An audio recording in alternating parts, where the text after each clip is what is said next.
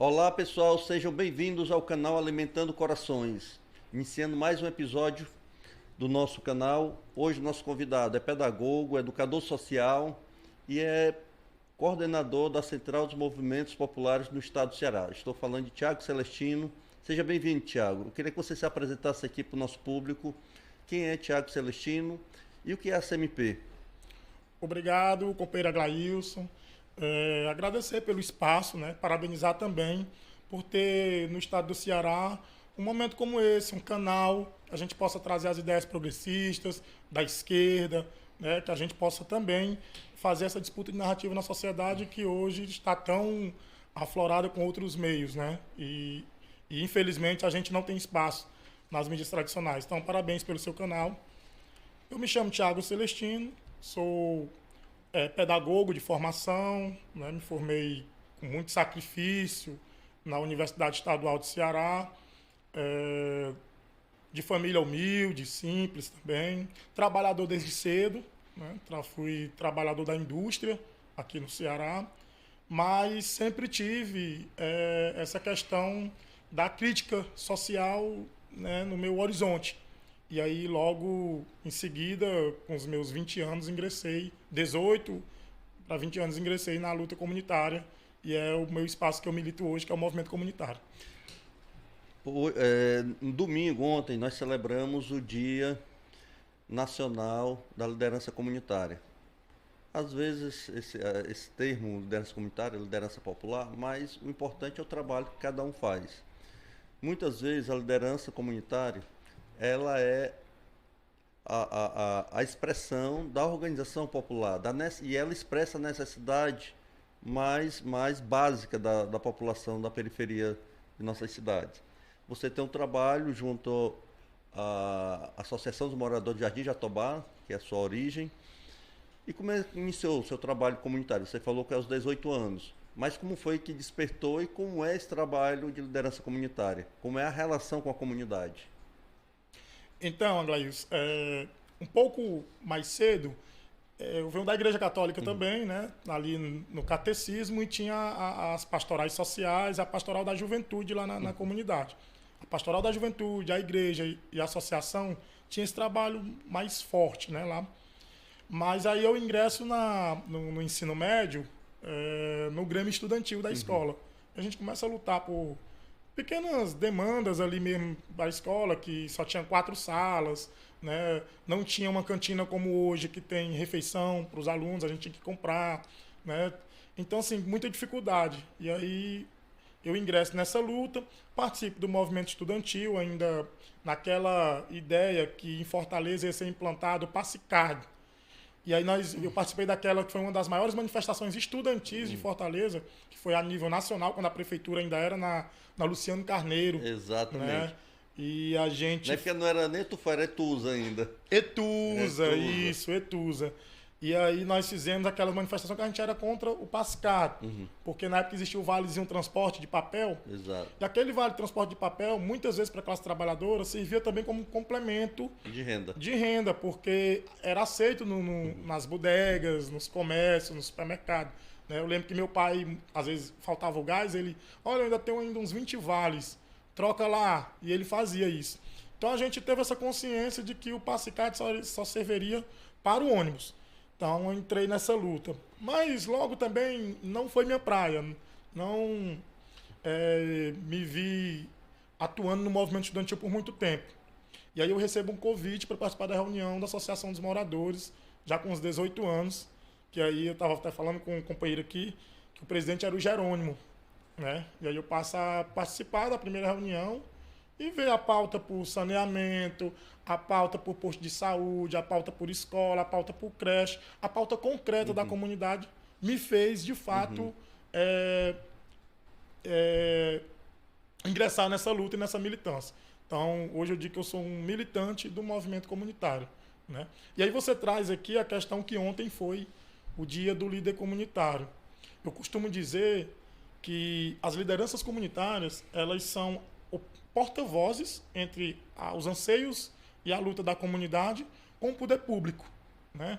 Então são pessoas que conhecem a realidade, porque vivem na comunidade, conhece cada rua, conhece onde falta o asfalto, sabe onde é que o sapato aperta, né? Como diz. Então, o líder comunitário, eu costumo até dizer, ele tem até uma certa importância, tão como um vereador, né? Porque ele conhece de fato os anseios da comunidade. Não é à toa que os vereadores também fazem essa aproximação com os líderes comunitários, né? Porque sabe que eles estão ali na ponta. E aí eu quero aqui deixar meus parabéns a todos os líderes e liderança comunitária, que a gente possa cada vez mais trazer aí a juventude para que a gente possa ter líderes comprometidos com a causa social. Você hoje é o coordenador estadual da Central de Movimentos Populares.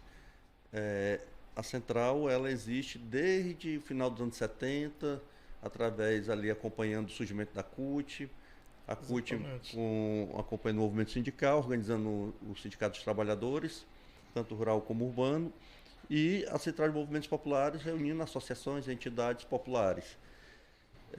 Aqui no Ceará, nós já tivemos a Central dirigida por pessoas dirigentes políticos, Cineide, a companheira Cineide, Eliane, já dirigiu a CMP aqui no Ceará. E nacional também você teve grandes referências. Hoje está à frente nacional o companheiro Raimundo Bonfim, e você está coordenando aqui no estado. Eu queria que você pudesse falar um pouco mais para as pessoas que irão nos assistir logo mais, o que é a CMP, como é que ela se organiza e qual é o papel dela. Então, fins dos anos 70, né, com aquela efervescência de luta dos movimentos populares, como também a anistia, né, aos presos políticos, aos exilados, né? Então, com essa leve abertura para um processo de redemocratização que vem justamente sendo impulsionado pela luta dos movimentos, né? O movimento camponês, o movimento urbano, o movimento comunitário. Então, tinha ali uma efervescência de lutas acontecendo. E se viu, e naquela época, Glailson, existia a ANAMPOS. Né? Eu acho que você recorda. Exatamente. Que era a Articulação Nacional do Movimento Popular e Sindical. Né? Então, não tinha essa separação. Então, entendia que a luta do movimento sindical também era a luta também da classe trabalhadora por saúde, emprego, educação, tudo isso. Né? Então, tinha a ANAMPOS. Era tudo interligado. Tudo interligado. E está, né? Mas acaba tendo uma dinâmica diferente, mas está tudo interligado. Pronto. Foi justamente por entender essa dinâmica que é diferente que aí os lutadores da época pensaram, não, é importante criar uma central que seja sindical, é importante criar um movimento que seja camponês e é importante criar uma central que seja urbana e popular. Né? Até a gente brinca que aí surge quase ao mesmo tempo, CUT, MST e depois a CMP. Né? Então, em 80 surge a CUT, né? A Central Única dos Trabalhadores. Exatamente, né? 84, 5, o MST, como movimento camponês, hoje é o nosso maior movimento de grande expressão, né? de importância na América Latina, o MST.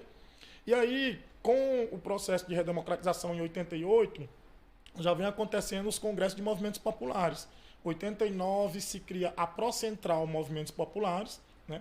Quando a gente entra na década de 90, e aí o capitalismo ele entra na fase do neoliberalismo, representado por Itamar Franco, Collor e FHC, e a gente entra numa crise, de uma crise onde a classe trabalhadora sofre com a fome, com a miséria. Né? Então se viu urgente fundar uma central que pudesse aglutinar todos esses movimentos, porque antes era fragmentado.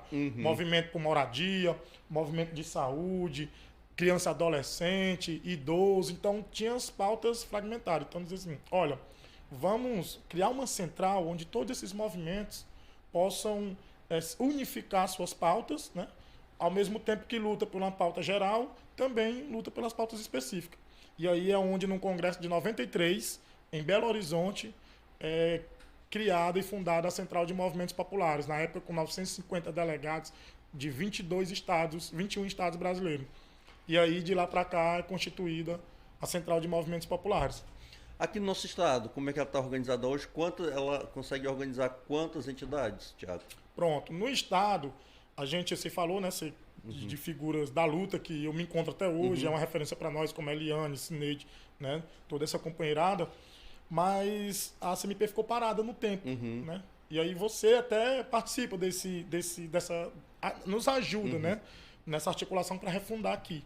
E aí em 2019, num congresso, não é nem num congresso, numa plenária ali num sindicato dos comerciários, se refunda a CMP no Ceará.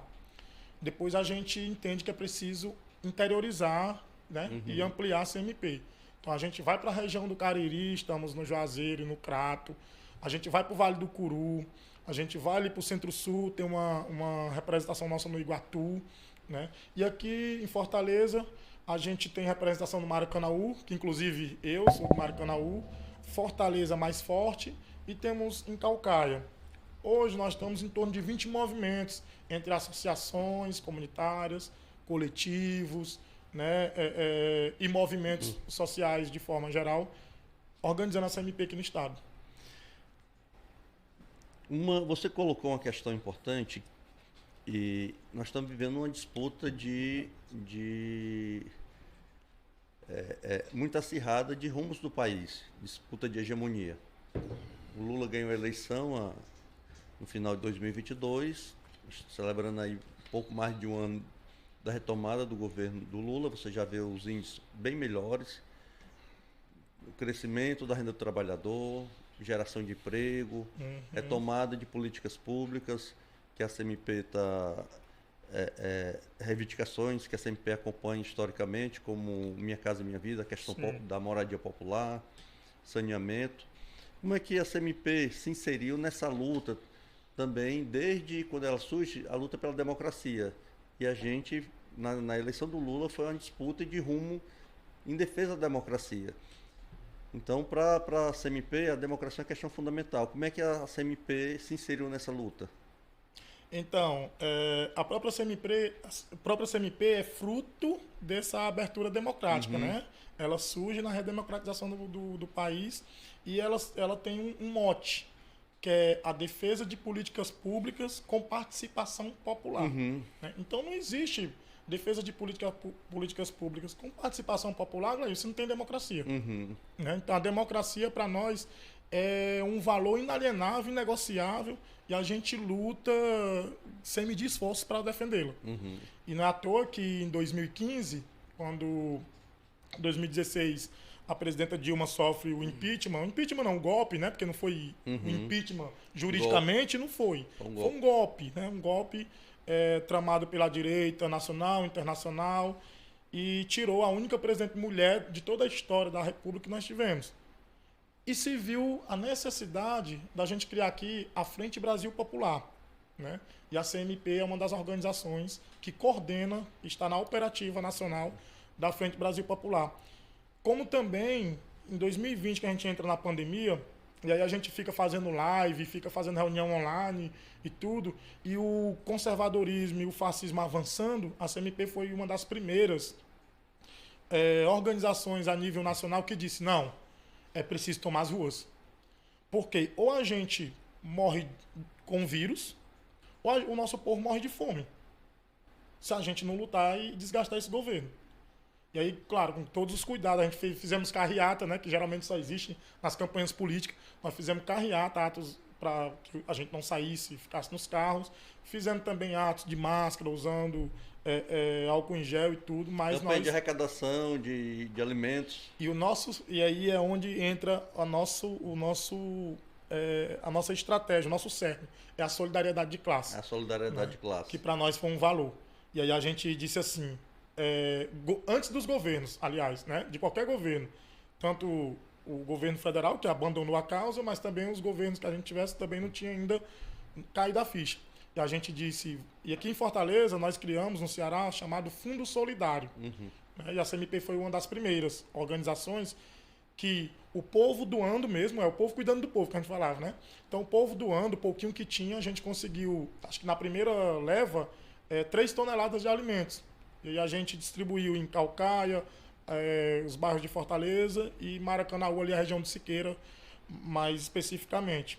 Então a gente fez muita campanha. Entramos também com um edital, no edital do Fundo Casa, onde a gente consegue criar uma rede de costureiras comunitárias que elas iriam confeccionar as máscaras. E a gente ia distribuir essas máscaras em feiras, em escolas e conscientizando também. Né? Então a gente ganhou um edital para isso e a gente fez muito essa conscientização nos bairros de Fortaleza.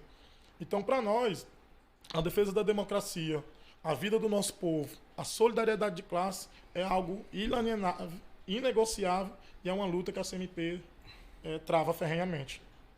Como eu falei anteriormente, Tiago, uma das principais lutas da CMP é a questão da moradia popular. O desgoverno do fascista Bolsonaro, ele não entregou uma Sim. casa popular. Sim. Durante a gestão dele toda. Perfeito. Inventou o programa, a Casa Verde e Amarela, né? Uhum. Moradia Verde e Amarela, que na verdade era só propaganda e nada de execução, nada de efetividade. E agora nós temos a retomada Minha Casa Minha Vida, que já foi um sucesso dos primeiros governos Lula, e agora tem a retomada do Minha Casa Minha Vida, e a gente já vê vários empreendimentos e uma expansão da habitação popular novamente no país. E a CMP está acompanhando isso de perto, essa retomada? Como é que a CMP está, além do acompanhamento, está organizando um pouco para que essa política chegue até as pessoas que precisam? Então, a gente sempre, eu faço esse esclarecimento, que a CMP ela se confunde com o movimento de moradia. Sim, sim. Né? Só que não, nós somos uma central de movimentos populares. Em São Paulo é muito forte essa questão da CMP estar envolvida lá com as ocupações, né, dos prédios públicos e tudo. Por isso tem essa ligação, CMP e movimento de moradia. Mas a moradia é uma das nossas pautas cruciais, obviamente porque a gente luta pela reforma urbana, né, por cidades inclusivas, justas e sustentáveis. Veja bem, o Bolsonaro, ele passa 4 anos, como você falou, ele desmantela a política pública habitacional, ele fragiliza e extingue os conselhos, né? E a CMP ela tomou uma decisão ainda com o Temer de sair de todos os conselhos do governo federal, porque nós não ia, como é que posso dizer, chancelar, pronto. A gente não ia chancelar conselhos no governo pós-golpe, que nos deu um golpe. Então a gente tem uma orientação nacional de sair dos conselhos a nível federal. Né? Então, o Bolsonaro ele cria esse que você falou, Casa Verde e Amarela. Se você for pesquisar, quem mais recebeu ou conseguiu financiar a Casa Verde e Amarela foram os militares. Então, faixa 1 e faixa 2, que é o povo de baixa renda, que ganha mais ou menos até R$4.000, saiu. Casa zero. Não tivemos nenhuma entrega de casa durante o governo Bolsonaro. E você fala, a gente... Com muita alegria, né? E a gente diz isso.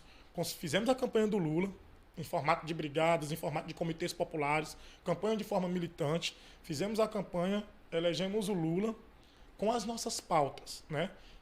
Que as nossas pautas? Pauta da moradia, a pauta da reforma urbana, ou seja, toda a pauta que a CMP luta e vinha lutando até combatendo o governo Bolsonaro, a gente coloca para o governo Lula. Só que a gente entende, Aglailson, que é um governo em disputa. Né? A gente sabe que o governo Lula é pressionado pela direita, pela elite, e nós entendemos que nós precisamos disputar o governo. Como também a gente tem a preocupação de que sempre que a esquerda é governo, dá um esfriamento nos movimentos. Né? Nos movimentos, nos movimentos populares, nos movimentos sociais.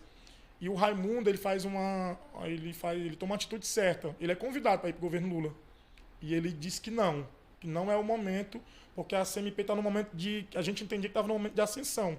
E se fosse, ele já vinha de outras experiências, podia ser que a gente entrasse de novo naquele esfriamento.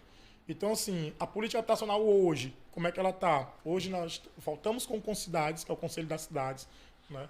Hoje nós estamos dentro da operativa que elabora a política pública habitacional. Estamos com Minha Casa Minha Vida de volta, faixa 1 e faixa 2 de volta. Aqui para o Ceará, o governo Lula já anunciou 10 mil moradias, né, até o final de 2026, né, 10 mil moradias, fora as moradias do Minha Casa Minha Vida Entidade, que foi agora sancionado, acho que mês passado. Como também a democratização dos imóveis da União, que o governo também colocou que os imóveis da União, onde não estejam com função social, seja destinado para habitação de interesse social, como para também sedes de associações, sedes de movimentos, instituições que fazem trabalho social de educação, esporte, lazer. Então a gente tem um outro governo, uma outra perspectiva, mas é preciso a gente defender. Você colocou uma questão importante, que a luta da CMP não é só por questão da moradia, mas também pela reforma urbana. E nós temos uma mudança que daqui a pouco vai se aprofundar muito mais ainda, que é a mudança climática. Nós estamos vendo aí o Rio Grande do Sul, o desastre que está sendo a mudança climática, o excesso de chuva na região sul do país, que afetou, já vitimou quase 80 pessoas, vítimas fatais, fora o número de desabrigados e pessoas que perderam tudo, rebanhos, casas. Então a gente vê as cidades, o movimento social precisa pensar essa transformação das cidades. Nós recebemos aqui um professor aposentado da arquitetura da UFC, e ele falando justamente disso, das mudanças climáticas, como é que as cidades vão se preparar para essas mudanças climáticas, que a tendência é inchar mais ainda as grandes metrópoles. E o movimento social faz esse debate também porque é um debate estratégico, não é um debate só imediato, mas é um debate de longo prazo que vai afetar a vida principalmente dos mais pobres. Sim, sim, sim. Inclusive no último congresso a gente debateu, né? Nós tivemos um congresso, ano passado a gente fez 30 anos, né, nacional, a CMP. Nosso congresso foi na cidade de Salvador. Também pela questão do Nordeste ter sido, né, esse... fundamental na eleição do Lula, a derrota perfeitamente, na derrota do Bolsonaro nas urnas, né, pela simbologia que tem a Bahia, né, Salvador, primeira capital do país, enfim, tem toda essa simbologia. Então lá a gente fez o nosso congresso de 30 anos e a gente debateu muito essas questões climáticas. E para nós, Aglailson, as cidades, os governos perderam o time. Não é como é que as cidades vão se preparar, já era para ter se preparado. Exatamente. Sabe? As mudanças climáticas virão.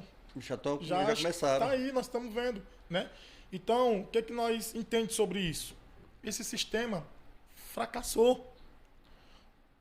Tudo isso é fruto do capitalismo, que só pensa em acumular, acumular, acumular. Da exploração não só do homem, mas da natureza também. Perfeitamente. Só que a natureza reage. Então, só pensa em acumular em detrimento da natureza, do meio ambiente, da fauna, da flora. Agora, recente, uma reportagem de um grande empresário do agronegócio devastando toda uma terra é um agrotóxico que se foi se usado, parece que em guerras, né? Ou seja, que segundo cientistas vai levar anos para que aquele solo possa se recuperar, porque a gente sabe que a natureza, ela, né, também ela se regenera, mas leva um tempo. Né? E para que aquilo? Apenas para pasto, apenas para aumentar a criação, né, pecuária, que é um grande pecuarista, enfim, levando em detrimento aí a natureza, o solo, o lençol freático. Então, a gente entende que esse sistema está fracassado, e a gente precisa urgente de uma nova alternativa, que aí isso tem que ser um pacto global, né? No movimento faz esse debate, mas o movimento é um grãozinho na responsabilidade disso tudo. Então é um pacto global com os governantes, principalmente o bloco do G20. Né? As 20 economias do mundo hoje, se a gente pegar o que é que se tira dos 20 países mais ricos para desenvolvimento, para mudanças climáticas, etc., pouco menos de 8 centavos de dólar, segundo a Oxfam, é que se tributa de riqueza desse pessoal. Né? Então, as mudanças climáticas estão intimamente ligada à questão do sistema de acumulação e exploração do capitalismo. Voltando aqui à disputa de hegemonia, Tiago, eu queria te abordar sobre uma questão que para nós é fundamental, que é a juventude. Porque é um segmento hoje da sociedade que tem um ataque muito forte da direita. Um ataque no sentido de atrair a juventude para seus conceitos, para sua militância. Né? A juventude é onde vai se formando ali uma militância ultraconservadora. Nós temos aí uma faixa etária muito importante, porque esses jovens vão estar a ser dirigentes políticos futuramente. Como é que a CMP está fazendo esse debate? Como é que ela está se preparando também para essa disputa? Porque essa disputa é fundamental para os rumos do país e os rumos do mundo, né? Porque a gente vê uma direita muito ofensiva internacionalmente. Ganhou uma eleição agora recente na Argentina. Sim. Tiveram percas importantes em Portugal, foram derrotados, mas tiveram crescimento. Itália com a Meloni. Na Itália, com a Meloni, você teve a tentativa de retomada no Trump, nos Estados Unidos, que é uma aberração o sistema eleitoral americano. Estava vendo ontem, até o Fernandinho Beiramar poderia ser candidato aos Estados Unidos, se lá ele estivesse morando, fosse um cidadão americano. Mesmo condenado, poderia ser. Então tem essa aberração na eleitoral americana. Então o Trump pode voltar ao governo dos Estados Unidos sem ilusão de que lá haja mudança significativa, tanto o Biden como o Trump, mas o Trump representa um discurso muito, muito próximo do fascismo. Sim. E você viu que foi a derrota dele e não reconhecer a derrota para o Biden, a tentativa de golpe e de tomada lá do Capitólio. Então, como é que está sendo essa disputa na juventude, que para nós é fundamental nos rumos do mundo? Então, Aglaíus, essa questão juventude, geracional, é uma crise da esquerda como um todo. E acho que a gente tem que começar a colocar isso em prática e sair do discurso. A gente sabe que as nossas organizações, os nossos partidos de esquerda, os nossos movimentos, tem muito essa questão ainda do apego à questão da instância de direção e tudo. E a gente sabe que propositalmente barra o acesso à juventude. E aí, cara, infelizmente, se na esquerda o campo progressista age dessa forma, a juventude ela é migrada e canalizada para onde lhe dá espaço, para onde lhe dá voz, para onde lhe dão audiência, que hoje é a direita conservadora, as igrejas, que já têm pensado isso muito bem acertado.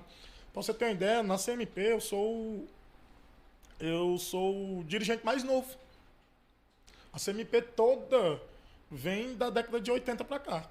Eu sou o mais novo com meus 36 anos. Então a gente tem esse problema. E aí no último congresso foi pensado num coletivo de juventude da CMP, né? E aí E o que não falta é jovem em periferia, jovem querendo se organizar de alguma forma. Tem essa coisa da linguagem também, da comunicação, como é que chega para atrair esse jovem também para uma militância, né? Pronto, a nossa linguagem, ela ainda é muito academicista, sabe? A linguagem da esquerda ela é muito difícil de ser entendida lá na ponta. De ser entendida. Olha, o movimento comunitário, que é onde eu milito, você tem senhoras que não concluíram o ensino médio, né? Você tem, maioria, o público é mulheres acima de 40 anos. A maioria hoje que está na luta comunitária é isso. Então, se você fala coisas muito abstratas, que está fora do contexto da realidade daquele povo, ela só vai a uma reunião. É muito chato, falou coisa lá que eu nem entendi, né? Então, muitas vezes nós temos...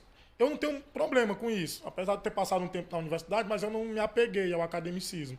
Então, mas a nossa esquerda, como um todo, os movimentos, os dirigentes que estão lá, ainda tem essa dificuldade. Você é pedagogo, então você aprendeu muito com o Paulo Freire, a capacidade de se comunicar e ter um entendimento que a educação não é uma questão só formal, é uma questão de saber entender o meio que você vive, como é que você aprende de maneira mútua. Perfeitamente, a educação popular, né? Onde existe vários saberes e nenhum é o maior ou detentor do saber ideal. Exatamente. Né? Mas aí existem as trocas. Eu aprendo muito com aquelas mulheres lá da cozinha comunitária, né? Aprendo muito com as senhoras lá nas reuniões, porque quando a gente abre os relatos, a gente vai aprendendo. Então nós temos dificuldade com a juventude, temos dificuldade nessa questão geracional, e nós estamos pensando nisso, mas tem um fator atualmente que dificulta o nosso trabalho. Né? Porque o nosso trabalho da esquerda, ele é ainda muito físico, corpo, presente nos territórios. Nós ainda não aprendemos esse negócio de falar nas mídias, onde alcança multidões. Precisamos aprender, obviamente. Mas qual é a dificuldade que nós temos hoje? São as questões territoriais, que é da violência. Da violência, né? Que é algo que tem em todo canto. Todo lugar do Brasil tem isso.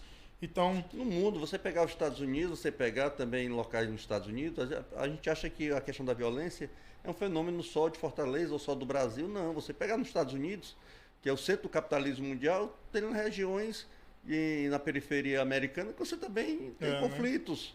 Né? A violência é algo.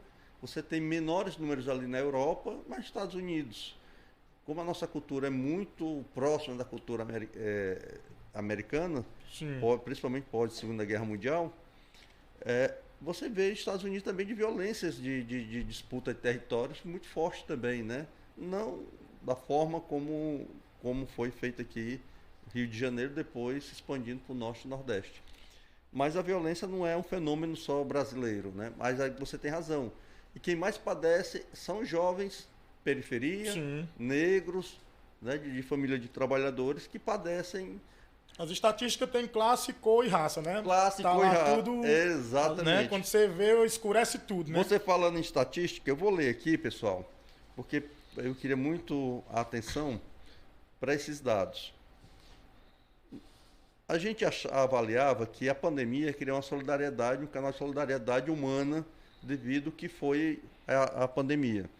Mas a condução da pandemia no Brasil, principalmente pelo genocida Bolsonaro, porque o que ele cometeu foi um genocídio, 1 milhão de brasileiros morreram porque ele retardou a compra de vacina, porque ele não comprou máscara, porque ele não comprava, aliás, ele não incentivava o uso de máscara, pelo contrário, ele incentivava que as pessoas não se vacinassem, ele deixou de comprar oxigênio, vários irmãos do norte morreram por falta de oxigênio no Amazonas, na região norte.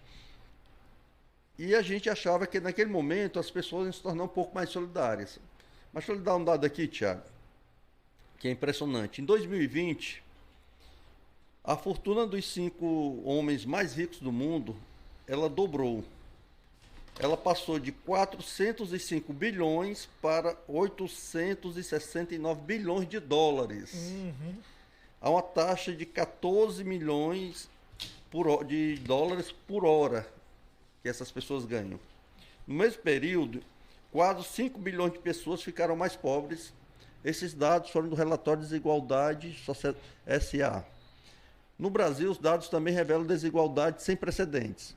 4 dos 5 bilionários brasileiros mais ricos tiveram aumento de 51% da riqueza desde 2020.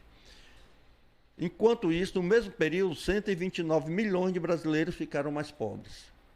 Aqui no Ceará, você sabe qual foi a fortuna que mais cresceu durante a pandemia?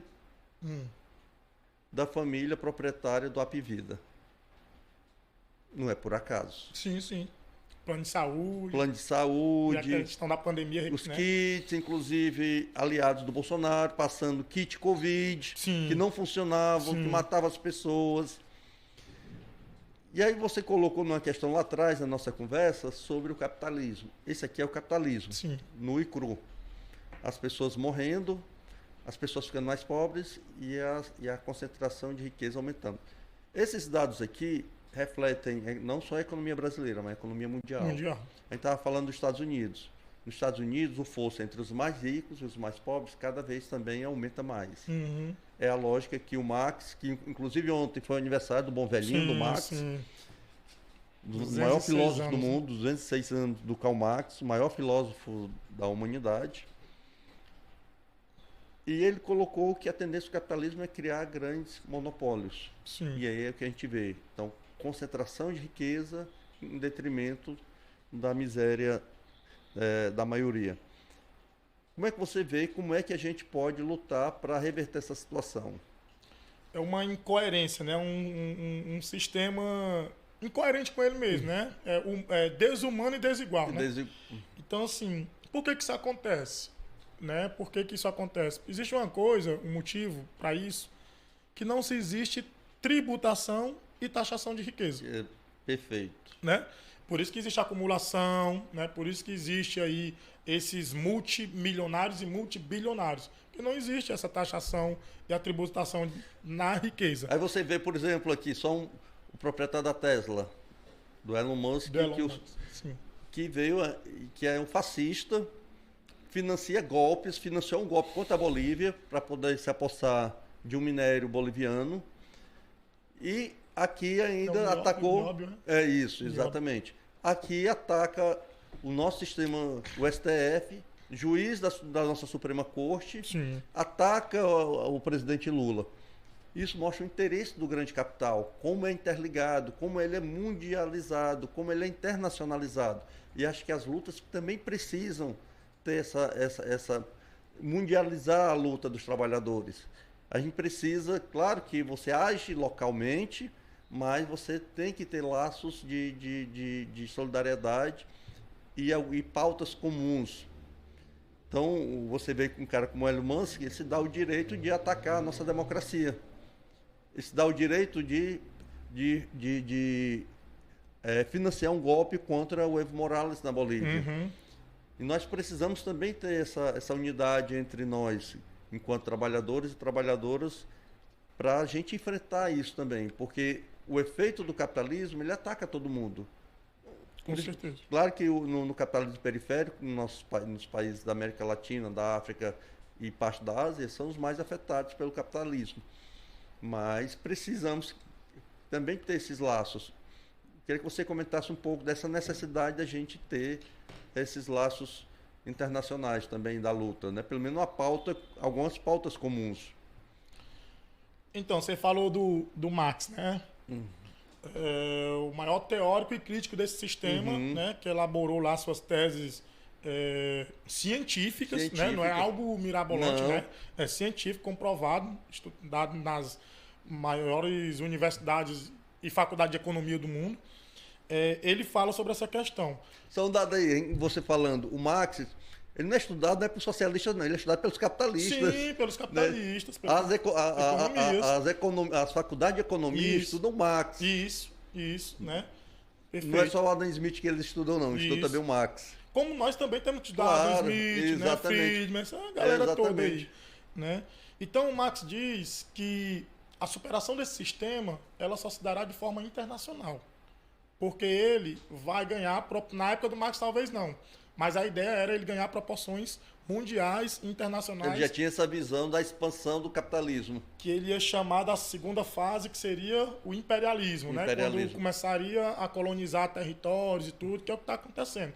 Né? Suas empresas, suas marcas de forma mundial. E aí, nós, enquanto trabalhadores, precisamos se organizar também de forma e solidariedade mundial e internacionalmente, né? Porque sozinhos, isolados também não dá, né? Então já dizia o poeta, sozinho, isolado, ninguém é capaz. Então a gente precisa ter esses laços de solidariedade, dizer que o trabalhador brasileiro, ele é precarizado, explorado, assim como o trabalhador nos Estados Unidos. Se você pega, nós falamos aqui da pauta da moradia. Nos Estados Unidos, parte do povo mais pobre mora em trailer, em casas precárias, em moradias precárias, tudo é pago, não existe um SUS. Né? Então as pessoas acham que que tem no Brasil é natural e tem no mundo todo. Não é. É deficiente, precisa melhorar? Precisa, mas precisamos defendê-lo. Que é o maior sistema público de saúde do mundo. Do mundo, né? Então, e aí eu estava estudando o relatório que saiu em fevereiro da Oxfam sobre desigualdade. E aí eles trazem dizendo, né, que 1% mais rico tiveram rendimento em 2022 de 18 trilhões de reais. E pasmem, Aglaíus, maior do que o PIB da China. Estou falando dos rendimentos, não é só os rendimentos desse 1% do G20. Tiveram 18 trilhões de dólares, isso superando o PIB da China, que é, né, dos maiores países do mundo. Então isso assusta a gente, porque ao mesmo tempo que tem tanta concentração, tanta riqueza, comidas, alimentos, bilhões de toneladas são jogados fora, né, todos os dias. Você colocando uma questão, daqui a pouco eu quero falar também sobre o programa do Ceará Sem Fome, que é o maior programa de combate à fome de um governo de estado. Mas eu queria colocar uma questão para você, que você falando do rendimento aí dos bilionários do mundo, maior do que o PIB da China. O PIB da China, de acordo com a Oxfam. Um dos problemas do capitalismo que a gente vê hoje nítido é a destruição dos estados nacionais. Você vê as empresas privadas hoje, elas são maiores do que alguns estados mundiais, né? Do que governos. Daqui a pouco a gente vai ter uma disputa, já iniciou, além da Terra, a disputa espacial. A disputa de hegemonia também passa pela disputa, inclusive de exploração do espaço, né? Do espaço. E hoje está quase todo privatizado. Por exemplo, os Estados Unidos, a gente falando do Elon Musk, tanto do proprietário da Amazon como o Elon Musk, eles estão hoje disputando essa coisa do espaço. E são iniciativa privada. Daqui a pouco os governos não terão nem controle do espaço, porque ali os satélites, quando estão ali, são informações da sua vida, da minha vida, da vida de todos nós. São dados importantes que estão ali. A gente lembra que mais ou menos 5, 6 anos atrás, 8 anos atrás, o serviço de espionagem estava espionando todo mundo. A presidenta Dilma aqui, a rainha da Inglaterra, a primeira-ministra da Alemanha, todos estavam sendo vigiados lá pelo governo americano. Mas, com certeza, ali eram dados de empresas privadas que eram fornecidos. Então, essa disputa é uma disputa da geopolítica, que afeta diretamente. A gente está falando, mas isso o que afeta a minha vida? Afeta porque vai concentrar riqueza, os governos cada vez mais enfraquecidos, o poder público fica limitado e refém de quem controla o capital. Aí isso lá na frente impacta diretamente na vida dos mais pobres. Inclusive essa defesa que eles fazem, né, a nível nacional, né, da questão do Estado, né, do enfraquecimento do Estado. Do Estado, exatamente. E aí, por outro lado, esse relatório ele aponta assim, que se esse 1% fosse tributado, esse 1% mais rico, né, que lucraram aí e tiveram rendimento de 18 trilhões, se eles fossem tributados em até 5%, né, o relatório da Oxfam, se eles fossem tributados em até 5%, nós teríamos por ano 1,5 trilhão, que daria para acabar com a fome e daria para investir nessas questões climáticas e ainda ficaria quase 400 milhões para as questões de políticas públicas nos países periféricos. Ou seja, acabaria com a fome. Agora, a gente sabe que a fome é um projeto de poder. Exatamente. Né? Do capitalismo. A fome é estruturante. É estruturante. Né? Então, Aglailson, esse sistema ele está colapsando. O que nós podemos fazer ainda enquanto seres humanos conscientes, né, que temos essa consciência crítica, é unir nossos laços de solidariedade, né, fazer ainda uma luta, aí tem que ser de caráter internacional, para que a gente possa minimamente mostrar que é possível uma outra alternativa. Ou então a gente... Voltando aqui para a nossa vida mais pragmática e ação concreta dentro das comunidades, no meio do ano passado, o nosso governo estadual, o governador Eumano, lançou o programa Ceará Sem Fome, coordenado pela primeira-dama do estado, Lia de Freitas. E são mais de 100 mil pessoas atendidas semanalmente, todos os dias, aliás, pelo alimento. Pessoas que não tinham que comer e hoje têm pelo menos o alimento, o seu alimento e dos seus familiares. São 100 mil cearenses beneficiados por esse programa. A entidade que você participa, que você dirige, a Associação dos Moradores de Jardim Jatobá, faz parte do projeto Ceará Sem Fome. Tem uma cozinha social lá. Isso. Como é que você vê isso impacta diretamente na vida das pessoas? Estava falando sobre isso num encontro que a gente teve sábado, né? Para você ver a importância que é a gente eleger pessoas compromissadas com as causas populares, né? E que tenha sensibilidade com a questão social. Talvez a gente não estaria com o Ceará sem fome se não tivesse o Elmano, hoje governador, né? E aí e isso repercute, inclusive, na queda dos dados da fome, né? Que saiu recentemente, como também do desemprego, né? Porque uma coisa está ligada à outra. A partir do momento que a pessoa consegue ter seu alimento, consegue garantir um alimento de segunda a sexta, aquilo faz com que ela consiga ir atrás do emprego, né? Porque com fome ninguém vai para canto nenhum. A fome, acho que é a pior violência que existe. Exatamente. É a fome, né? Porque é cruel mesmo. Então, é de suma importância o Ceará sem fome para essas comunidades mais carentes, que tem gente que acha que não tem pessoas passando fome. E tem, né? Mas aí é outra coisa que eu estava falando também lá. Isso tudo a nível de governo do Estado. Como esse programa poderia ser mais robusto se tivesse parceria das prefeituras com suas secretarias de assistência sociais, né? Com suas secretarias à disposição também do governo para ajudar, né? Seja com serviço de assistência, seja com emprego, seja com palestra, mas também com ajuda, sei lá, na proteína, em alguma outra coisa.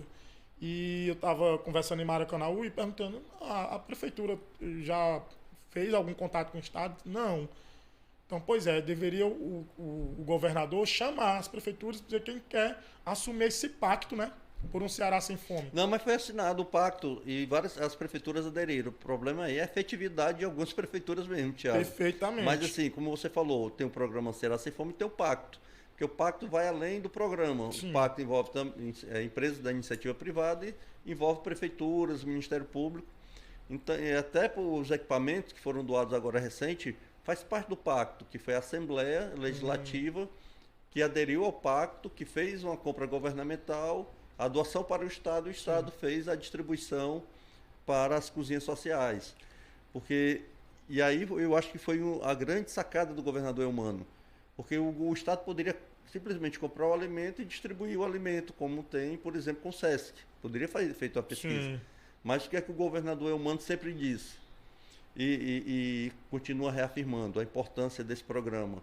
Porque esse programa, a nossa principal meta do programa é acabar com a fome no estado do Ceará, mas também é fortalecer o trabalho social das entidades. Isso. Ele dizia o seguinte, Thiago, olha, as entidades já fazem isso, sem ajuda de governo. Eu só quero ajudar a potencializar o trabalho que já existe.